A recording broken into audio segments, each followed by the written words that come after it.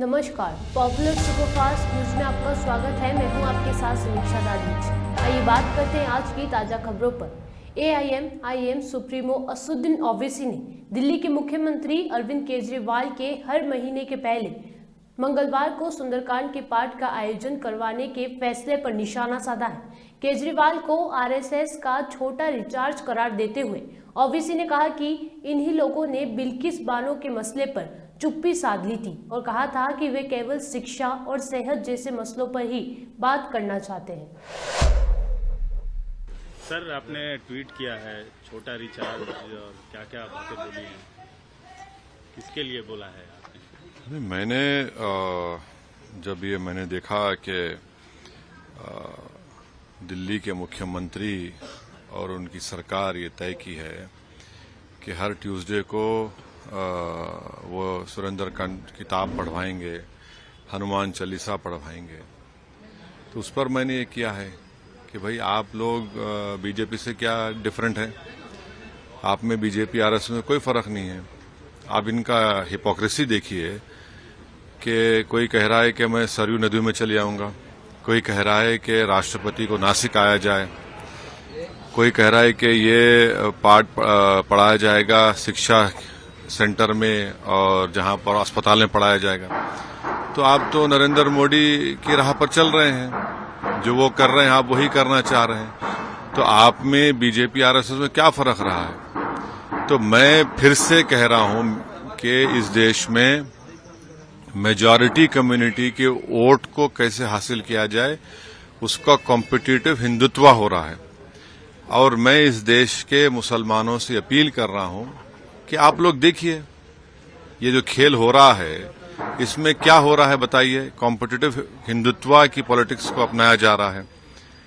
अगर अभी भी इस देश के सेकुलर जहन रखने वाले हमारे हिंदू भाई और मुसलमान जो इसको नोटिस नहीं लेंगे तो फिर नुकसान किसका होगा? भाई आपको शिकायत मुझसे होगी, बताइए इस पर क्या बोलेंगे आप? ये जो सब तमाशे किए जा रहे हैं ये क्या है? फिर बोलिए सरयू नदी को जाएंगे, कोई बोला है कि नासिक को आया जाए, कोई कहा जा रहा है कि ये पाठ पढ़ाया जाएगा, हनुमान चालीसा पढ़ाया जाएगा स्कूल्स में, अस्पतालों में। क्या हो रहा है फिर ये? क्या ये कॉम्पिटिटिव हिंदुत्व नहीं है? क्या ये मेजॉरिटी कम्युनिटी के वोट को हासिल करने की पूरी कोशिशें नहीं की जा रही हैं? फिर कहां पर सेकुलरिज्म दफन हो गया? सर, आम आदमी पार्टी कांग्रेस पार्टी के साथ चंडीगढ़ में मेयर का चुनाव लड़ने जा रही है। दिल्ली में आप सांसद राघव चड्ढा ने प्रेस वार्ता के दौरान बताया कि 18 जनवरी को होने वाला चंडीगढ़ का मेयर चुनाव देश की राजनीति की दिशा और ये दिशा बदलने वाला चुनाव है। आगे कहा कि ये चुनाव 2024 के चुनाव की नींव रखेगा। 18 जनवरी को होने वाला चंडीगढ़ मेयर चुनाव कोई आम चुनाव नहीं है। ये इस देश की राजनीति की तकदीर, तस्वीर, दशा और दिशा बदलने वाला चुनाव है। और ये चुनाव हमारा मानना है कि आने वाले 2024 के लोकसभा चुनाव की नींव रखेगा। इंडिया गठबंधन बतौर गठबंधन पहली बार चुनाव के रण के मैदान में भाजपा का सामना करने जाना, और ये चुनाव इंडिया बनाम भाजपा के पहले मैच के पहले चुनाव के नाम से जाना जाएगा। हमारा ये मानना है कि इंडिया गठबंधन पूरी मजबूती से चंडीगढ़ मेयर चुनाव लड़ेगा और एक ऐतिहासिक निर्णायक जीत दर्ज कराएगा। आप इस आम चुनाव, इस चंडीगढ़ मेयर चुनाव को कोई साधारण आम चुनाव मत मानिए। ये एक ऐसा चुनाव है जिसमें पहली बार मुकाबला सीधा इंडिया बनाम भाजपा होने जा रहा है। और हमारा ये मानना है कि जीत दर्ज कराने के बाद इंडिया गठबंधन का ये जीत रूपी रथ चंडीगढ़ तक ही सीमित नहीं रहेगा। ये कश्मीर से लेकर कन्याकुमारी और मणिपुर से लेकर मुंबई तक जाएगा। जब जब टीम इंडिया का सामना देश की, दुनिया की किसी भी टीम से हुआ, हमेशा भारतवासियों ने टीम इंडिया को जिताया। हमारा यह मानना है कि 18 जनवरी के चंडीगढ़ चुनाव में भी भारतवासी एकजुट होकर इंडिया को जिताएंगे और इस चुनाव के उपरांत स्कोर कार्ड होगा इंडिया 1, भाजपा 0। कांग्रेस सांसद राहुल गांधी ने भारत जोड़ो न्याय यात्रा के तीसरे दिन की शुरुआत आज नागालैंड के कोहिमा के वीमेमा इलाके से शुरू की। यात्रा के दौरान राहुल गांधी ने वहां से स्थानीय लोगों से मुलाकात की। आज भारत जोड़ो न्याय यात्रा का तीसरा दिन है। सोमवार की शाम राहुल गांधी नागालैंड पहुंचे थे। Last year we did a yatra from Kanyakumari to Kashmir to bring the nation together.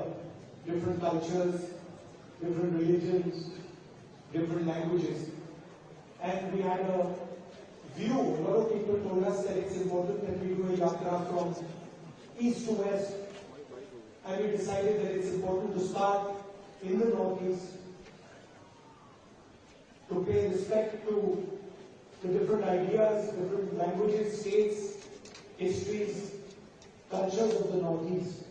And we started in Manipur where, as you know, there is violence taking place, tragedy taking place. I'm very happy to be going through Nagaland, and eventually I think we're going to end in Maharashtra. Houthi विद्रोहियों ने अदन की खाड़ी में एक अमेरिकी स्वामित्व वाले जहाज को निशाना बनाया है। सोमवार को यमन तट के पास हूतियों ने अमेरिकी जहाज ईगल पर मिसाइल से हमला किया। इस हमले में किसी के घायल होने की जानकारी नहीं है। हूती विद्रोहियों ने ईगल पर हमले की जिम्मेदारी लेते हुए कहा कि अमेरिकी जहाज को निशाना बनाने के लिए उसका इजराइल की तरफ जाना जरूरी नहीं है, उसके अमेरिका का होना बहुत है। इस हमले से लाल सागर के क्षेत्र में तनाव और ज्यादा बढ़ गया है। इंडिया गठबंधन में लोकसभा चुनाव 2024 के लिए सीट शेयरिंग पर मंथन जारी है, लेकिन कुछ भी ठोस निकलकर सामने नहीं आया है। उत्तर प्रदेश में बसपा सुप्रीमो ने भी ऐलान कर दिया है कि उनकी पार्टी किसी भी गठबंधन का हिस्सा नहीं होगी और अकेले ही चुनाव लड़ने वाली है। इंडिया अलायंस के लोग आपस में तो पहले लड़ लें। प्रधानमंत्री मोदी से लड़ना तो बहुत दूर की बात है। आपस में ये लोग लड़ लें, आपस में ये लोग तय कर लें कि भैया कौन कहां से चुनाव लड़ेगा, उसके बाद ना एनडीए गठबंधन से लड़ाई होगी। ये अलायंस ज्यादा समय चलने वाला नहीं। राहुल जी ने एक पहले भी यात्रा की थी, उस यात्रा का भी परिणाम हम लोगों ने देखा। चुनाव आते आते तक अभी कई और घटक दल इनसे छिटक कर अलग चुनाव लड़ेंगे। इंडिया अलायंस के लोग आपस में तो पहले लड़ लें। प्रधानमंत्री मोदी से लड़ना तो बहुत दूर की बात है। पहले आपस में ये लोग लड़ लें, आपस में ये लोग तय कर लें कि भैया कौन कहां से चुनाव लड़ेगा, उसके बाद ना एनडीए गठबंधन से लड़ाई होगी। हकीकत है ये अलायंस ज्यादा समय चलने वाला नहीं। राहुल जी ने एक पहले भी यात्रा की थी, उस यात्रा का भी परिणाम हम लोगों ने देखा। वो यात्रा जिन जिन राज्यों से संभवतः जिस विधानसभा से होकर गई, वो सीट तक भी ये इंडिया अलायंस के लोग बचा नहीं पाए। तो ऐसे में इस यात्रा का कोई बहुत ज्यादा लाभ इंडिया अलायंस को होगा या कांग्रेस को फॉर दैट मैटर होगा, मुझे ऐसा लगता नहीं है। पर हाँ, चुनाव आते आते तक अभी कई और घटक दल इनसे छिटक कर अलग चुनाव। बिहार के उप मुख्यमंत्री तेजस्वी यादव ने कहा कि जब से महागठबंधन बना है तब से बीजेपी घबराई हुई है। जिस हिसाब से नौकरियां दी जा रही हैं, आरक्षण बढ़ाया गया, जाति आधारित गणना की गई, इन सब से लोगों यानी कि बीजेपी में डर का माहौल है। कोई कुछ भी कहे, इससे कोई फर्क नहीं पड़ने वाला। जब से महागठबंधन बना है तब से भाजपा जो है घबराई हुई है। जब से आदरणीय लालू जी, मुख्यमंत्री नीतीश जी एक साथ आए हैं और जिस हिसाब से नौकरियां दी जा रही है, जिस हिसाब से आरक्षण बढ़ाया गया, जाति आधारित गणना की गई, स्वयं सहायता समूह में से लगभग बहुत समूह का जो है हम लोगों ने मानदेय जो है वो बढ़ा दिया। कई पॉलिसीज हम लोगों ने लाया। अब बिहार में इन्वेस्टर्स मीट होता है, उसमें 50,000 करोड़ का MOU साइन होता है, तो लोगों में तो थोड़ा डर तो है कि भाई ये लोग तो अपना कमिटमेंट भी पूरा करके आ रहे हैं, तो इसलिए कोई भी कुछ भी कहता रहे, इससे कोई फर्क पड़ने वाला। कांग्रेस के न्योता ठुकराने के बाद राम मंदिर को लेकर राजनीति गर्मा गई है। अब इसी कड़ी में देवकीनंदन ठाकुर का बयान सामने आया है। उन्होंने कहा कि कांग्रेस अपने समय के बारे में भूल गई है। सरदार पटेल ने जब सोमनाथ मंदिर की प्राण प्रतिष्ठा की थी तब भी मंदिर अधूरा था। इसके साथ ही देवकीनंदन ठाकुर ने कुछ और मजबूत तथ्य पेश किए। सभी प्रभु प्रेमियों को मेरा प्यार भरा राधे राधे, जय श्री राम। भगवान श्री राम 22 जनवरी को पधार रहे हैं। हम सभी सनातनियों के लिए सौभाग्य का विषय है, पर कुछ लोग इशू बना रहे हैं कि आधे अधूरे मंदिर में प्राण प्रतिष्ठा क्यों कर रहे हैं, ये कर रहे हैं, वो कर रहे हैं। मैं इस बात को कोई बहुत बड़ा इस बात का मर्मज्ञ नहीं हूं, पर फिर भी एक बात कह रहा हूं। प्रवास तीर्थ दर्शन सोमनाथ, ये जब सोमनाथ मंदिर का ट्रस्ट है, उन्होंने ये किताब लिखी है और उसमें उन्होंने बताया है कि जब पटेल साहब ने मंदिर बनाने का संकल्प लिया था और मंदिर बनवाने के लिए सरदार भाई पटेल साहब उन्होंने जब मंदिर बनवाया तो तब तो गर्भगृह भी पूर्णतः बन के तैयार नहीं था जब प्राण प्रतिष्ठा हुई थी। अब तो गर्भगृह भी तैयार है, प्रथम तल जो है, एक मंजिल जो है वो भी तैयार है। प्लस अगर हम मुहूर्त की बात करें या अन्य किसी की बात करें तो मुझे रामायण में एक पंक्ति याद आ रही है, सुदिन सुमंगल तबहि जब राम होए जुबराज। वही घड़ी शुभ है, वही मंगलकारी है जिस दिन भगवान आ जाए। समझ रहे ना, वही सब शुभ है। अब विलंब की कारण कीजिए। अब क्यों विलंब कर रहे हैं? पहला प्रधानमंत्री हमको ऐसा मिला है जो सनातन को गर्व से जीता नहीं है, दर्शन भी कराता है। तो ऐसे प्रधानमंत्री मोदी जी के लिए अब वो लोग कहे मोदी जी को नहीं जाना चाहिए। यही तो प्रॉब्लम है, क्यों नहीं जाना चाहिए? क्यों नहीं जाना चाहिए प्राण प्रतिष्ठा में या मंदिर के उस प्रारंभ में क्यों नहीं जाना चाहिए? जब विश्वामित्र जी आते हैं, जब वशिष्ठ जी आते हैं, तब राम जी, दशरथ जी सब उनका स्वागत करने के लिए द्वार पे जाते हैं। जगन्नाथपुरी में आज भी जब रथ यात्रा होती है तो वहां के राजा बुहारू लगाते हैं। ये हमारी संस्कृति है, हमारे संस्कार ये हैं। तो मैं निवेदन करूंगा, इस समय ये बातें करने का नहीं है। मैं कोई बहुत बड़ा आदमी नहीं हूं, पर मैं छोटी सी बात ये कह रहा हूं कि आप सभी 22 जनवरी को राम जी के प्राकट्य महोत्सव में सम्मिलित हुइए, धूमधाम से तैयारी कीजिए। छोटी मोटी चीजें अपने मन में मत रखिए, चकाचक उत्सव मनाइए, क्योंकि ये समय बार बार नहीं, 500 साल बाद आया है। हमारे पूर्वजों को भी ये अवसर नहीं मिला, तो अब बढ़ चढ़कर हमें इसमें भगवान श्री राम के स्वागत का, भगवान के आने का स्वागत करें, तैयारी करें। हम सबके लिए यही शुभ होगा। जय श्री राम। शिवसेना यूबीटी संजय राउत के बयान पर महाराष्ट्र के उप मुख्यमंत्री देवेंद्र फडणवीस ने कहा कि मेरा ये फलसफा है कि मैं मूर्खों को जवाब नहीं देता, लेकिन मैं उनसे कहना चाहता हूं कि वे हिंदुओं का अपमान करना बंद करें। आपका राम जन्मभूमि के आंदोलन में कोई योगदान नहीं है। उद्धव ठाकरे की सेना इस प्रकार से बात करके करोड़ों हिंदुओं की भावना को ठेस पहुंचाने का काम कर रही है, जो कि गलत है। देखिए, पहली बात तो मैंने जिंदगी में ये फलसफा मेरा है कि मूर्खों को मैं जवाब नहीं देता, लेकिन मैं इतना जरूर कहूंगा कि इस प्रकार से हिंदुओं का अपमान करना छोड़ दीजिए। आपका राम जन्मभूमि के आंदोलन में कोई कंट्रीब्यूशन नहीं है, और अब इस प्रकार से बातें करके करोड़ों हिंदुओं की आस्था को ठेस पहुंचाने का काम ये जो उद्धव ठाकरे जी की सेना कर रही है, बहुत गलत है।